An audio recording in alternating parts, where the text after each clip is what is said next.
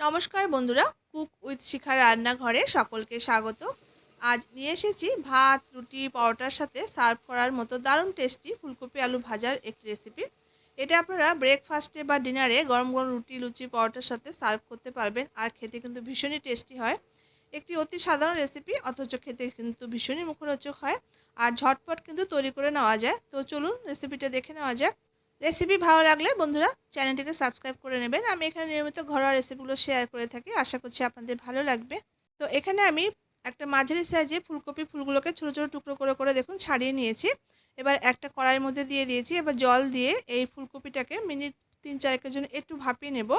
ফুলকপিটাকে কিন্তু সেদ্ধ করব না, একটু ভাপিয়ে নেব, কারণ শীতের সময় এখন ফুলকপির মধ্যে কিন্তু ছোটো ছোটো পোকা থাকে। তো এবার যদি আমি একটু ভাপিয়ে নিই, তাহলে যদি পোকা থেকে থাকে তাহলে কিন্তু পোকাটা বেরিয়ে যাবে। আর খেতেও কিন্তু ভালো লাগবে, নাহলে পোকা যদি থাকে কিন্তু খেতে একটা ঘেনে ঘেনে ভাব লাগবে। তো দেখুন মিনিট 3-4 জন্য ফুলকপিটাকে আমি একটু ভাপিয়ে নিয়েছি। এবার ফুলকপির ফুলগুলোকে জল ছেঁকে ছেঁকে তুলে নেব। এটা কিন্তু রাতে রুটির সঙ্গে কিন্তু ডিনারে আপনারা করে নিতে পারেন। অনেক সময় আমরা রুটির সঙ্গে কি রান্না করব একটা চিন্তা থাকে। তো এটা রান্না করতে ঝটপট হয়ে যায় আর খেতে কিন্তু দারুণ হয়। আপনারা বিশ্বাস করবেন না যে এতটা টেস্টি খেতে লাগে এই ফুলকপি আলু ভাজিটা। আর এইভাবে আমার মতো করে একবার করে দেখবেন, দারুণ খেতে লাগে। তো দেখুন সমস্ত ফুলকপিটা আমি তুলে নিলাম জল থেকে। এরপর গ্যাসের উপর একটা কড়াই বসিয়ে দিয়েছি। এবার তাতে 1 টেবিল স্পুন পরিমাণ সরষের তেল দিয়ে তেলটাকে গরম করে নেব।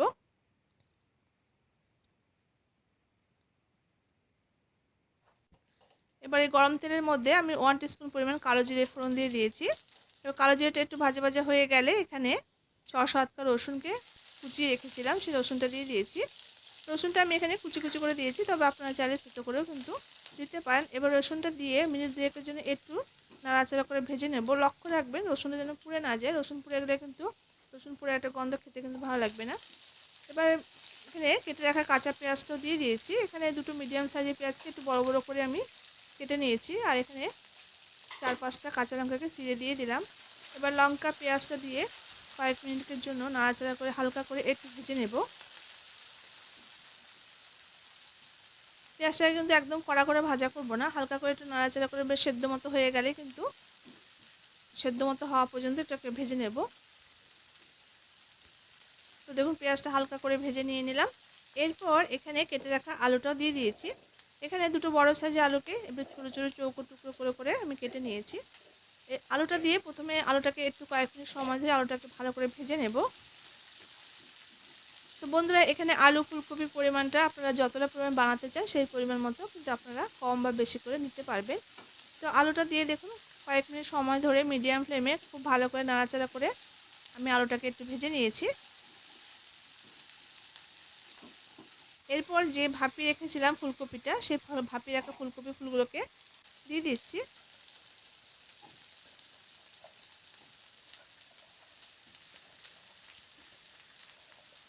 সমস্ত ফুলকপিটা দিয়ে দিয়েছি। এবার আমি এতে সামান্য পরিমাণ লবণ দিয়ে দেবো টেস্ট হিসাবে, আর সামান্য পরিমাণ একটু হলুদ দিয়ে দেবো। এবার লবণ আর হলুদটা দিয়ে কয়েক মিনিট সময় ধরে মিডিয়াম ফ্লেমে আলু আর ফুলকপিটাকে একটু ভেজে নেব।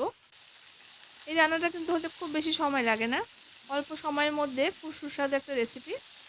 আশা করছি আপনাদের খুব ভালো লাগবে।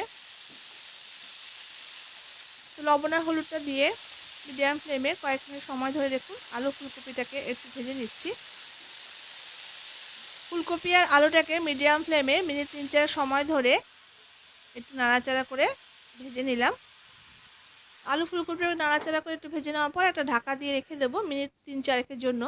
এতে দেখবেন ফুলকপির আলুটা কিন্তু অনেকটাই নরম হয়ে যাবে। আর এরকম করে ঢাকা দিয়ে দিয়ে কিন্তু রান্নাটা করতে হবে, এতে কিন্তু কোনো রকম জল দেওয়া যাবে না। এরকম ঢাকা ঢাকা দিয়ে দিয়েই লো ফ্লেম করে রেখে কিন্তু রান্নাটা করতে হবে। তো দেখুন আমি এবার ঢাকাটা তুলে নিয়েছি। এবার আমি নাড়াচাড়া করে আরও কয়েক মিনিট নাড়াচাড়া করে নিয়েছি। এরপর এখানে কেটে রাখা টমেটোটা দিয়েছি। এখানে দুটো মিডিয়াম সাইজের টমেটোকে একদম ছোটো ছোটো করে কেটে নিয়ে দিয়ে দিলাম। এবার টমেটোটা দিয়ে আলু ফুলকপির সঙ্গে একটু নাড়াচাড়া করে নেব। তো টমেটোর বন্ধুরা এখানে আমি দিয়েছি একটু, কিন্তু টমেটোটা অপশনাল, যদি আপনারা পছন্দ করেন দেবেন, তবে দিলে কিন্তু খেতে খুব ভালো লাগবে, বেশ একটু চট। এবার টমেটোটা দিয়ে কয়েক মিনিট নাড়াচাড়া করে একটু ঢাকা দিয়ে রাখলাম মিনিট 2-3 জন্য। এরপর আমি ঢাকাটা খুলে নিয়েছি। এবার আমি দেখে নেব। তো দেখুন টমেটোগুলো কিন্তু নরম হয়ে গেছে ঢেকে রাখার জন্য। আর ফুলকপি আলু কিন্তু খুব সুন্দর করে সেদ্ধ হয়ে গেছে। আমি আপনাদের দেখিয়ে দিই একটা।